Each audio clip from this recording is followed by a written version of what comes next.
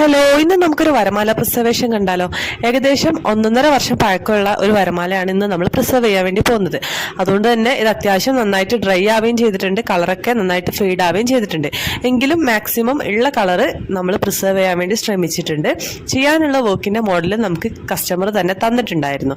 ഒരു സൈഡിൽ ഫ്ലവറും മറ്റേ സൈഡിൽ വരമാലയിൽ ഉണ്ടായിരുന്ന ഗോൾഡൻ ബീഡ്സ് ആഡ് ചെയ്യാനാണ് അവർ പറഞ്ഞിട്ടുണ്ടായിരുന്നത്.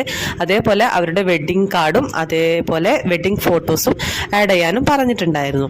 നിങ്ങളും ഇതേപോലെ വരമാല പ്രിസർവ് ചെയ്യാൻ വേണ്ടി ആഗ്രഹിക്കുന്നവരാണെന്നുണ്ടെങ്കിൽ നിങ്ങളുടെ ഫ്ലവർ ഡ്രൈ ആവുന്നതിന് മുമ്പ് തന്നെ നമ്മളിലേക്ക് എത്തിക്കുകയാണെന്നുണ്ടെങ്കിൽ അതിൻ്റെ കളർ ഫെയ്ഡ് ആവാതെ നന്നായി നമുക്ക് പ്രിസർവ് ചെയ്യാൻ വേണ്ടി പറ്റും.